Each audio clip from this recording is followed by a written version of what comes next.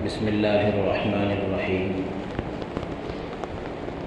الحمد لله رب العالمين والعاقبة للمتقين ولا عدوان إلا على الظالمين، والصلاة والسلام على سيد الأنبياء والمرسلين محمد بن عبد الله الأمين وعلى آله وأصحابه أجمعين، أما بعد. فأعوذ بالله من الشيطان الرجيم. بسم الله الرحمن الرحيم. اليوم أكملت لكم دينكم وأتممت عليكم نعمتي ورضيت لكم الإسلام دينا. وقال تبارك وتعالى: وقال الذين كفروا لرسلهم لنخرجنكم من أرضنا أو لتعودن في ملتنا فأوحى إليهم ربهم لنهلكن الظالمين. وقال تبارك وتعالى: إن الدين عند الله الإسلام. صدق الله المولانا العظيم. سبحانك لا علم لنا إلا ما علمتنا إنك أنت العزيز الحكيم. محترم بزرگوں، دینی اور اسلامی بھائیوں، حجۃ الوداع کے موقع پر اللہ تبارک و تعالی نے اپنے پیارے حبیب صلی اللہ علیہ وسلم کو ایک پیغام دیا: الیوم اکملت لکم دینکم. اور پیغام یہ تھا کہ اے پیغمبر، جو شریعت، جو مذہب، جو اسلام ہم نے آپ کو دیا ہے آج وہ پورا کر دیا. وَأَتْمَمْتُ عَلَيْكُمْ نِعْمَتِي، اپنی نعمتیں بھی آپ پر ہم نے پوری کر دیں. وَرَضِيتُ لَكُمُ الْإِسْلَامَ دِينًا، اور ہم نے تمہارے لیے مذہب اسلام کو دین بنا کر پسند بھی کر لیا. اسلام کا جو نظام ہم مسلمانوں کو ملا ہے یہ جاویدانی نظام ہے. اسلام کوئی چند برسوں کے لیے نہیں آیا، اسلام صبح قیامت تک کے لیے آیا. یہ آنے والے پیغمبر آخری پیغمبر عالمگیر پیغمبر تھے. محمد صلی اللہ علیہ وسلم کی نبوت اور رسالت عالمگیری تھی. پورے انسانوں میں، پوری انسانیت کے لیے، کائنات میں بسنے والی تمام انسانیت کے لیے نبی کریم صلی اللہ علیہ وسلم کو مبعوث فرمایا تھا. رب نے فرما دیا: وما ارسلناک الا کافۃ للناس بشیرا ونذیرا. اور نبی علیہ الصلوۃ والسلام کو سب سے آخر میں بھیجا اور قیامت تک کے لیے بھیجا. ما کان محمد ابا احد من رجالکم ولکن رسول اللہ وخاتم النبیین. کوئی آپ کے بعد پیغمبر نہیں، جب سب سے آخری پیغمبر آپ، سب سے آخری شریعت آپ کی، تو آپ کا اس دنیا میں رب کی جانب سے لایا ہوا نظام بھی قیامت تک کے لیے دائمی. اور اس نظام کے مطابق، اس قانون کے متعلق اللہ تعالیٰ نے بیان بھی فرما دیا: الیوم اکملت لکم دینکم. یہ نظام بھی تمہارا کامل و مکمل، جس کو قیامت تک نہ تو اصلاح کی ضرورت پڑے گی، نہ چینج کرنے کی ضرورت پڑے گی، نہ بدلنے کی ضرورت پڑے گی، اور نہ ہی اس میں کچھ کمی کرنے کی ضرورت پڑے گی، نہ اضافے کی ضرورت پڑے گی. کیونکہ یہ نظام اس رب ذوالجلال کا پیدا کردہ ہے جو کون و مکان کا مالک ہے، جو پوری انسانیت کا مالک ہے، جو ماضی، حال و مستقبل سے مکمل واقف ہے. جب اس اللہ تعالیٰ نے اس نظام کو بنایا تو نظام کو بنانے والا کائنات کا خلاق ہے، پوری کائنات کی انسانیت کا مالک ہے. اس سے زیادہ کائنات میں کوئی سمجھ رکھنے والا ہو ہی نہیں سکتا. رب ذوالجلال نے جب اس نظام کو بنایا تو انسانیوں کا ماضی، حال، مستقبل سب سارا نظام دیکھ کر کے اس نظام کو اللہ تعالیٰ نے بنایا، جو پیارے حبیب صلی اللہ علیہ وسلم کے ہاتھوں امت مسلمہ کو پہنچایا. یہ نظام قدیم نظام ہے اور اس نظام میں تبدیلی کی باتیں آج سے نہیں بہت پہلے سے ہوتی چلی آ رہی ہیں. لیکن یاد رہے کہ یہ وہ نظام ہے جس میں تبدیلی کا حق کسی صحابی کو ہی نہیں، کسی نبی کو بھی نہیں ہے۔ اس نظام میں تبدیلی کا حق صرف اللہ تعالیٰ کو ہے۔ خود صاحب شریعت صلی اللہ علیہ وسلم بھی اس نظام میں تبدیلی کے حقدار نہیں تھے۔ قرآن نے ہی فرمایا وَمَا يَنطِقُ عَنِ الْهَوَىٰ إِنْ هُوَ إِلَّا وَحْيٌ يُوحَىٰ، پیغمبر کی زبان پر جو بات آتی تھی وہ اللہ کی بیان کے مطابق آتی تھی۔ اللہ نے کہا تو پیغمبر کوئی بات کہہ سکتے تھے، پیغمبر اپنی جانب سے اس نظام کو بدل بھی نہیں سکتے۔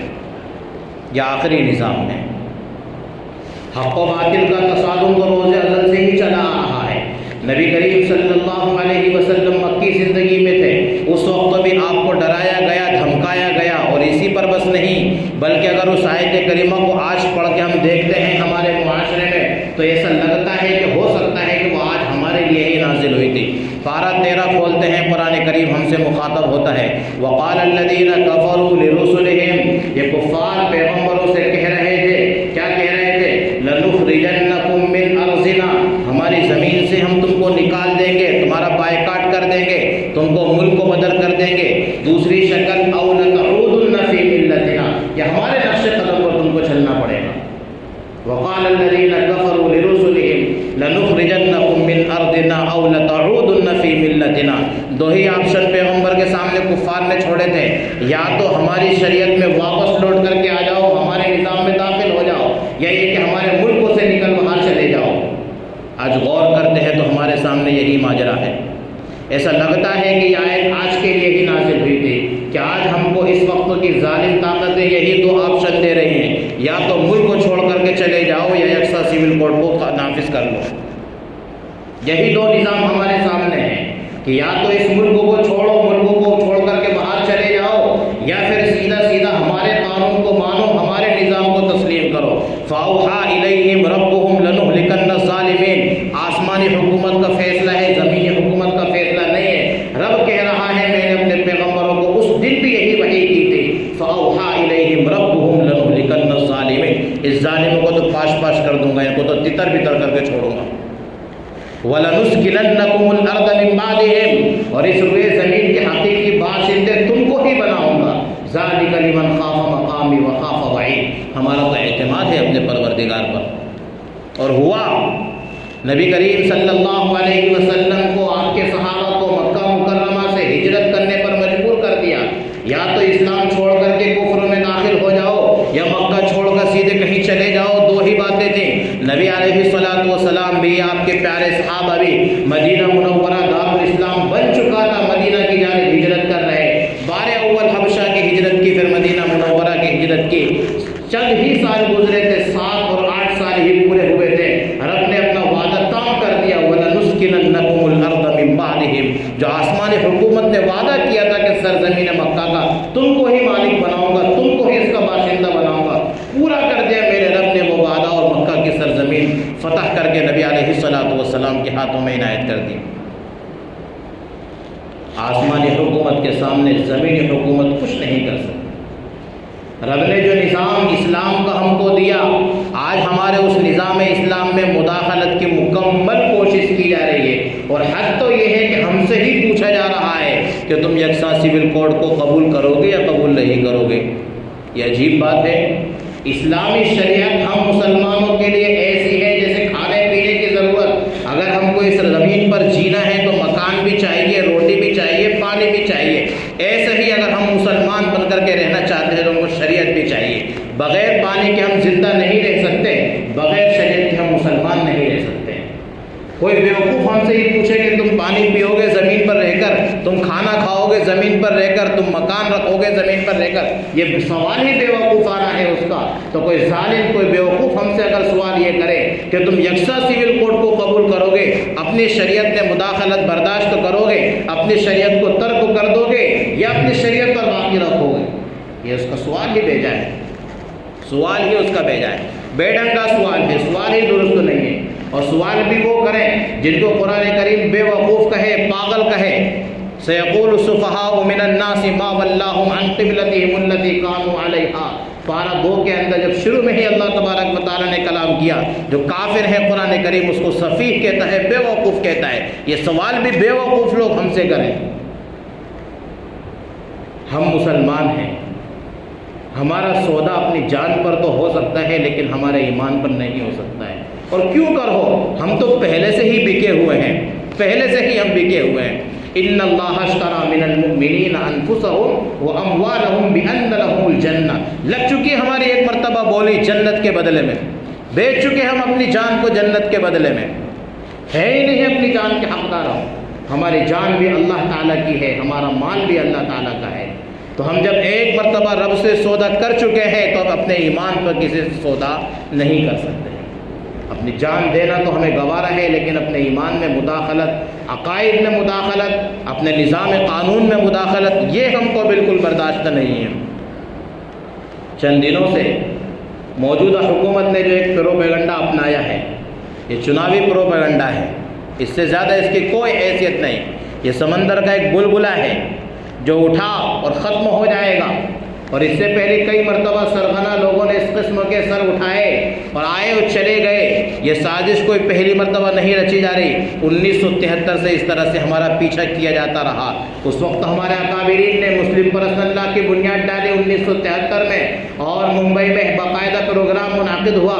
حضرت قاری طیب صاحب رحمۃ اللہ علیہ کو اس کا پہلا صدر منتخب کیا، حضرت مولانا منت اللہ رحمانی رحمۃ اللہ علیہ کو اس کا جنرل سیکریٹری منتخب کیا۔ اس وقت سے یہ ہمارا پیچھا کر رہے ہیں، کوئی آج نیا کام نہیں ہے، اور ہم نے آج تک اس میں اپنا قدم پیچھے ہٹایا بھی نہیں ہے، فی الحال ہٹا بھی نہیں رہے ہیں، اور مرتے دم تک انشاءاللہ اپنا قدم پیچھے لیں گے بھی نہیں۔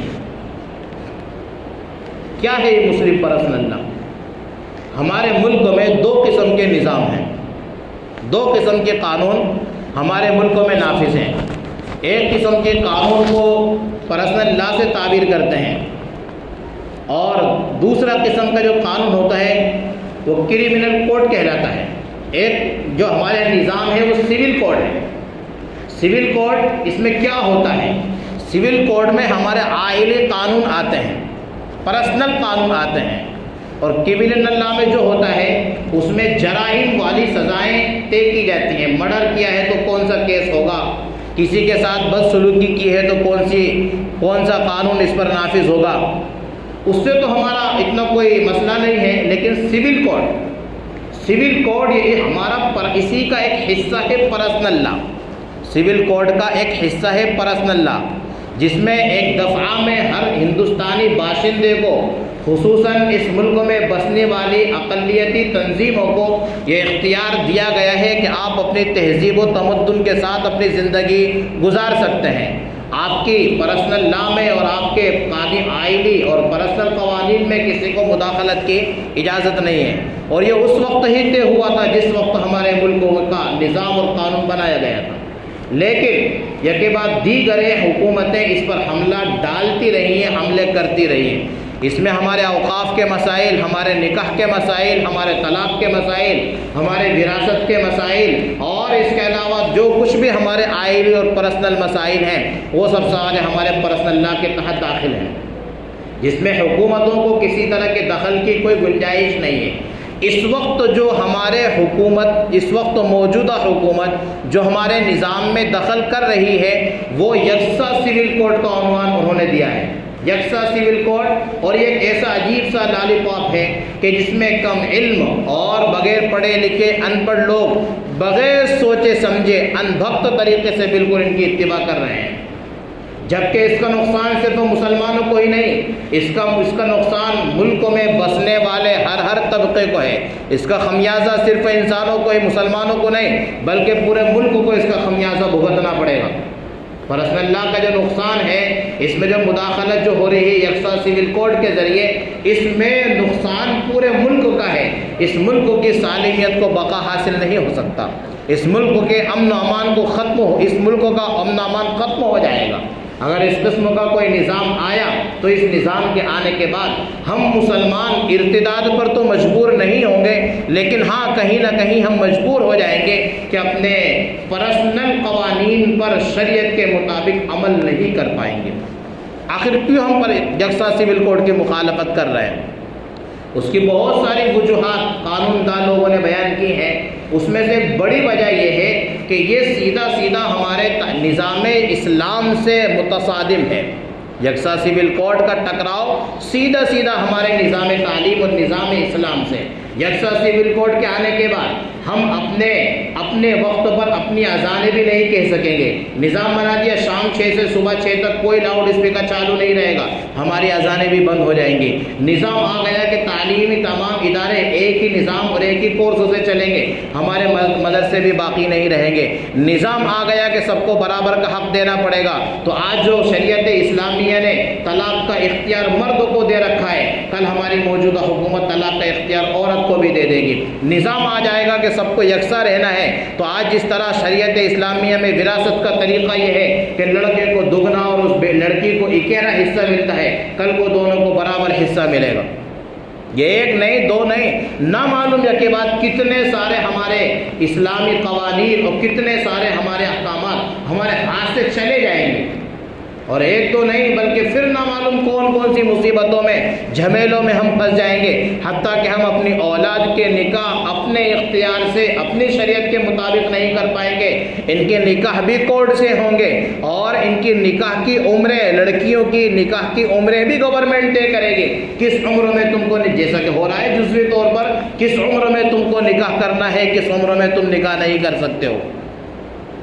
ان تمام قوانین کے پیش نظر ہمارے علماء نے اس کی جد و جہد کی ہے اور کرتے چلے آ رہے ہیں، اور یہ تہیہ کیا ہے کہ ہم اپنے پرسنل لا میں بالکل بھی مداخلت برداشت نہیں کرتے۔ اور کیوں کر ہم برداشت کریں؟ اس لیے کہ قرآن مقدس نے صاف اعلان فرما دیا، ان الدین عند اللہ الاسلام، اسلام ہی اصل دین ہے، اسلام ہی اصل مذہب ہے۔ ومن یبتغ غیر الاسلام دینا فلن یقبل منہ، جو کوئی بھی دین اسلام کے علاوہ کو پیش کرے گا رب قبول ہی نہیں کرے گا۔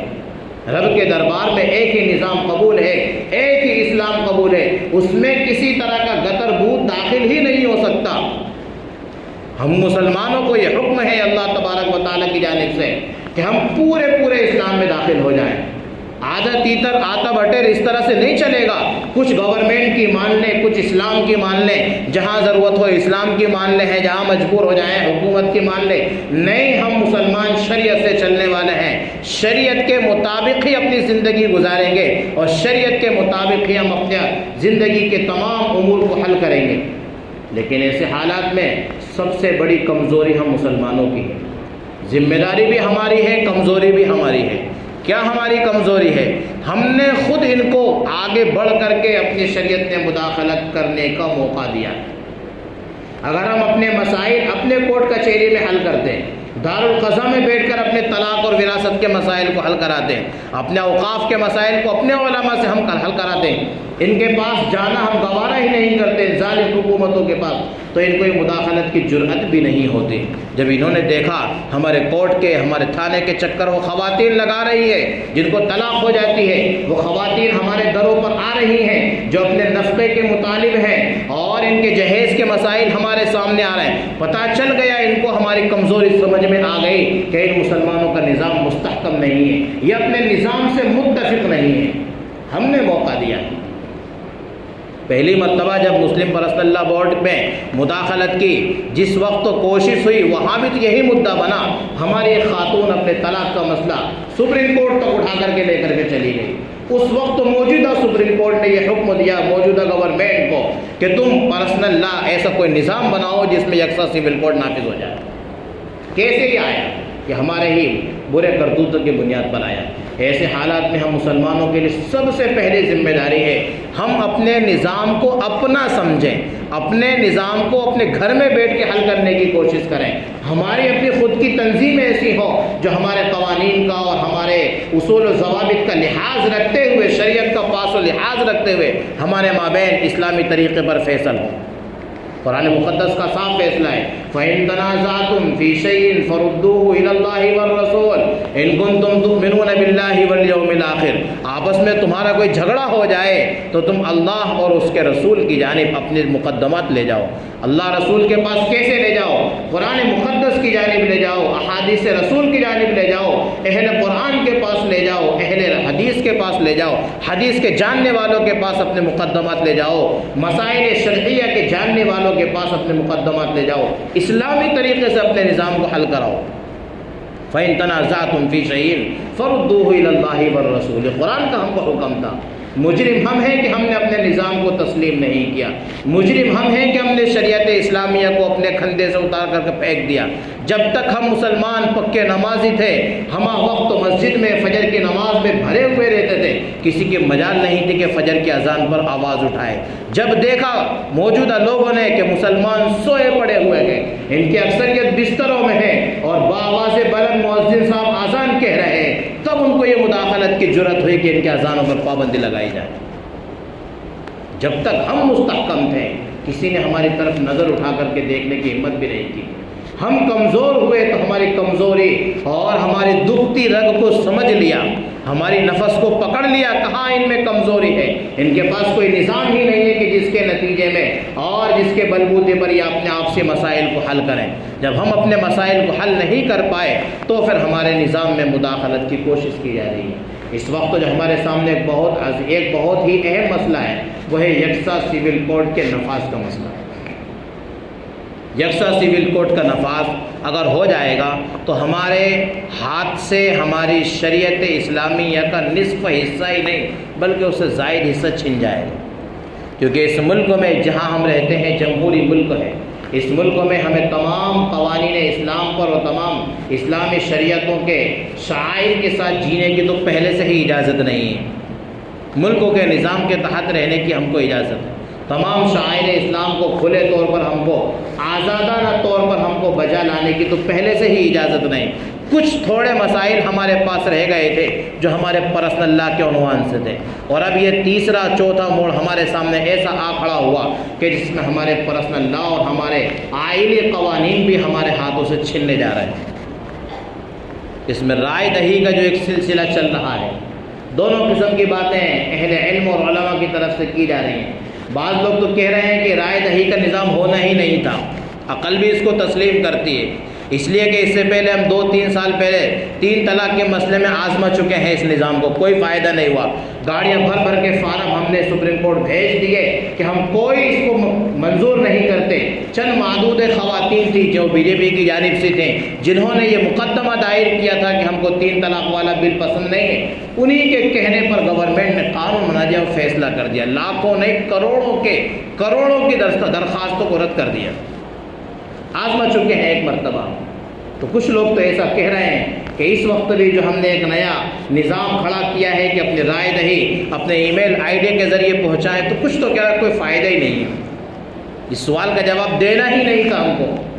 لیکن بہرحال یہ نظام جنہوں نے نافذ کیا وہ ہمارے چوٹی کے علماء ہیں، ہمارے بڑے علماء ہیں، جنہوں نے بہت سمجھ بوجھ کے بعد اور انہوں نے بہت سارے قانون داں لوگوں سے مشورے کے بعد اس نظام کو ہمارے سامنے پیش کیا کہ آپ بار کوڈ کے ذریعے اپنے ای میل آئی ڈی سے اپنی رائے دہی اور اپنی رائے کو پیش کریں کہ ہم اس قانون کو تسلیم کرنے والے نہیں ہیں۔ اگر ہم سے ہو سکے تو ہم کو اس میں حصہ لینا چاہیے، ہم اس کو اس میں حصہ لینا چاہیے اور اپنے آئلی اور پرسنل مسائل کو اپنے گھر میں بیٹھ کر حل کرنے کی ہمیں کوشش کرنی چاہیے۔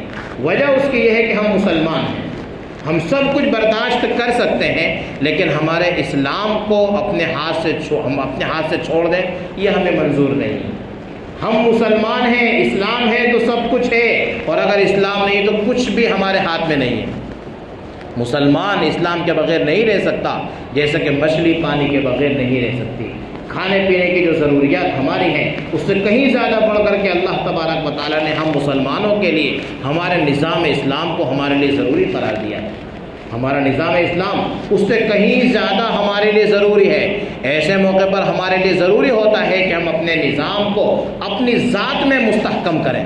سب سے پہلے اپنی ذات میں ہم اپنے نظام کو مستحکم کریں کہ ہم خود اس پر عمل کرنے والے بنیں، اور جب اپنے نظام کو ہم صحیح معنی میں سمجھنے والے بن جائیں گے تو پھر کوئی اور ہمارے اس میں مداخلت کرنے کی کوشش بھی نہیں کرے گا۔ قرآن مقدس کا صاف اعلان ہے وَلَوْ كَرِهَ الْكَافِرُونَ وَاللَّهُ مُتِمُّ نُورِهِ وَلَوْ كَرِهَ الْكَافِرُونَ۔ اللہ تعالیٰ اپنے نور کو تام کر کے رہے گا، کافر لوگ کتنا بھی اس نور کو بجھانے کی کوشش کریں، کتنا بھی اس کو پست کرنے کی کوشش کریں، اس کو زائل ختم کرنے کی کوشش کریں، پھر بھی کسی کی مجال نہیں کہ اسلام کو ختم کر دیں۔ اسلام ختم ہونے کے لیے آیا نہیں تھا، اسلام تو تام ہونے کے لیے آیا تھا۔ انتم الاعلون ان کنتم مؤمنین، صاف اعلان ہے قرآن مقدس کا، اگر سچے پکے مسلمان بن کر کے رہو گے تو سر بلندی ہمیشہ اے مسلمانوں تمہارے ہی قدم چومے گی اور چومتی رہی ہے۔ ہمارا ماضی ہمارے سامنے ہے، ہمارا ماضی ہمارے اسلاف کی یادیں ہمارے سامنے ہیں، کبھی بھی انہوں نے سر جھکانا گوارا نہیں کیا، گردنیں اپنی کٹائی ہیں، یہ تو ہمارے سامنے تاریخ ملتی ہے، لیکن اپنے کسی نظام میں مداخلت کبھی بھی آج تک برداشت کی نہیں۔ اس موقع پر جو چند دنوں کے لیے پروپیگنڈا ہمارے سامنے آیا تو اس کو سمجھنا چاہیے، اور بعض لوگ جو اس بارے میں مہارت رکھتے ہوں ان سے مل کر کے ہم سے جتنا ہو سکے قانونی لڑائی ہم کو لڑنا چاہیے۔ یہ موقع اس وقت سڑکوں پر نکلنے کا موقع نہیں ہے، باہر نکل کے احتجاج کرنے کا موقع نہیں ہے۔ اس قسم کے احتجاجات سے ہمارے ملک کا نظام اور ہمارے ملک کی ہوا خراب ہو جائے گی۔ سامنے چند دنوں کے بعد الیکشن ہے جس سے ایک قسم کا بٹوارہ اور افراتفری ملکوں میں مچ جائے گی، اس لیے یہ وہ موقع نہیں ہے جو اس سے پہلے ہم کر چکے ہیں کہ اس قسم کے احتجاجات سے اپنے کام چلا لیں، نہیں، بلکہ اس موقع پر ہم کو قانونی لڑائی لڑنا پڑے گی۔ قانونی لڑائی کون لڑے؟ الحمدللہ ہماری سب سے بڑی ٹیم جمعیت مسلم پرسنل لا بورڈ اور ان کے معاون جمعیت علماء ہند اس نظام کو اور اس لڑائی کو لڑ رہے ہیں۔ اس نظام کو سمجھ کر اور اس قانون کو سمجھ کر وہ اپنے لڑائی حتی المقدور لڑ رہے ہیں، اور ان سے جو بن پڑ رہا ہے، جو کوشش ہو سک رہی ہے وہ کوشش وہ کر رہے ہیں۔ سوال ہمارے سامنے عجیب عجیب قسم کے آتے ہیں، سوال بھی عجیب انداز سے پیش کرتے ہیں کہ آخر تم کو مان لینے میں نقصان کیا ہے؟ کوئی بھی نیا مدعا کہ یہ تو عقل بھی تسلیم کرتی ہے کہ وراثت میں بیٹا اور بیٹی کو برابر کا حق ہونا چاہیے، اور ایک بھولا بھالا مسلمان بھی اس کو تسلیم کر لیتا ہے کہ ہونا چاہیے۔ میرے بھائیوں ذرا یاد رکھنے کی بات ہے کہ بیٹی تو بیاہ کر کے دوسرے کے گھر چلی جاتی ہے، جو بوڑھے ماں باپ ہیں ان کے نفقے کا ذمہ دار کون ہے؟ بیٹا ہے یا بیٹی ہے؟ نفقے کا ذمہ دار بیٹا ہے۔ جو ہماری بیٹی ہے وہ تو اپنی شادی کرا کے کسی اور کے گھر میں چلی جاتی ہے، خود اس کو اپنی ذات کے خرچ کا بھی ذمہ دار شریعت نے نہیں بنایا، بلکہ اس کے شوہر کو حکم ہے کہ اپنی زوجہ کا نفقہ اٹھا، یعنی جو کچھ ہم نے اس کو آدھی وراثت دے دی ہے اس کو بھی خرچ کرنے کی اس کو نوبت نہیں آئے گی، کیونکہ اس کی تمام تر ضروریات کا کفیل اس کا شوہر ہے۔ اور ادھر بیٹا جو خود اپنی ذات کا بھی کفیل، بوڑھے ماں باپ کا بھی کفیل اور اپنی آنے والی زوجہ کا بھی کفیل، یہ تو عقل ہی تسلیم کرتی ہے کہ وراثت کا بڑا حصہ کس کے پاس ہونا چاہیے؟ کس کے پاس وراثت کا بڑا حصہ ہونا چاہیے؟ جو شریعت کا نظام ہے، یوصیکم اللہ فی اولادکم للذکر مثل حظ الانثیین، جو قرآن مقدس نے ہم کو نظام بتایا کہ بیٹے کو دوہرا حصہ ملے گا، بیٹی کو اس کے مقابل میں اکیلا حصہ ملے گا، بالکل عقل کے مطابق یہ نظام ہے۔ شریعت کا نظام عقل میں آئے کہ نہ آئے، شریعت کا نظام عقل تسلیم کرے کہ نہ کرے، پھر بھی شریعت کا نظام ہے تو ہم کو تسلیم کرنا پڑے گا۔ حضرت علی رضی اللہ تعالیٰ عنہ کا مشہور فرمان ہے کہ اگر عقل پر شریعت کا دار و مدار ہوتا تو میں موزے کے نیچے والے حصے پر مسا کرتا، موزے کے اوپر والے حصے پر مسا نہیں کرتا۔ ہم چمڑے کے موزے پر مسا کرتے ہیں تو مسا اوپر کرتے ہیں، نیچے نہیں کرتے ہیں۔ مٹی لگی ہے تو کہاں لگی ہے؟ نیچے کی طرف لگی ہے۔ عقل کیا کہتی ہے کہ مسا نیچے کرنا چاہیے، لیکن ہم مسا کہاں کرتے ہیں؟ موزے کے اوپر کے حصے پر کرتے ہیں۔ شریعت کا نظام عقل میں آئے کہ نہ آئے، قرآن کریم کا فیصلہ ہے، نبی کریم صلی اللہ علیہ وسلم کا بتایا ہوا فرمان ہے۔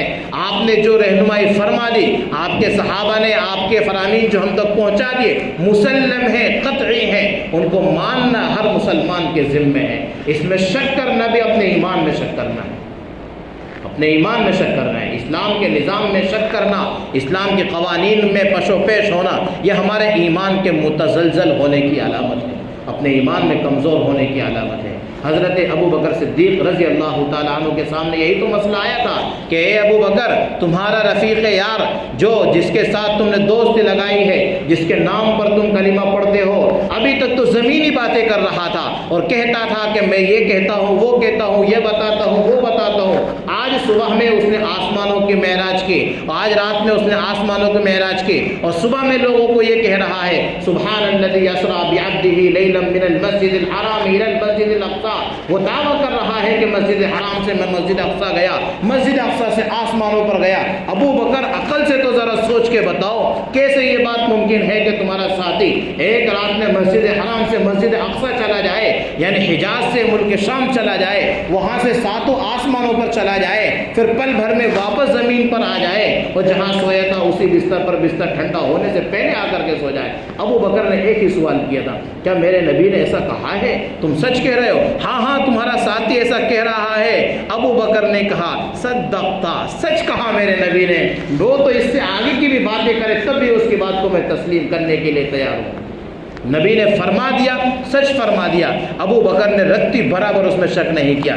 तभी जाकर के अबू बकर को सिद्दीक का लक़ब नबी अलैहिस्सलातु वस्सलाम की तरफ से अता हुआ है। यह है इस्लाम का कमाल और यह है निज़ाम इस्लाम का कमाल कि नबी अलैहिस्सलातु वस्सलाम ने अल्लाह ताला की जानिब से आए हुए कुरान करीम का जो मतलब हमको बता दिया, अहादीस जो हमारे सामने मुहद्दिसीन के वास्ते से आ गए, अब जो निज़ाम उसने हमको समझा दिया, हमारी अकल तस्लीम करे कि ना करे, हम अपने आप को नाक़िस तसव्वुर करेंगे कि हम कोता हैं, इस अजीम निज़ाम को हम नहीं समझ पा रहे। ऐसा नहीं हो सकता कि हमारी अकल ताम हो रही है, निज़ाम नाक़िस है, बल्कि हमारी अकल नाक़िस है, निज़ाम तो रब का ताम है। अल्लाह ताला हमको इस मुसीबत से निकाले और हमको अपने आइली और क़वानीन और अपने पर्सनल मसाइल को अपने इहाते में रह कर के हल करने के तौफ़ीक़ अता फ़रमाए। हर किस्म की शरीयत की मुदाखलत से अल्लाह ताला हिफाजत फ़रमाए। वमा तौफ़ीक़ी इल्ला बिल्लाह।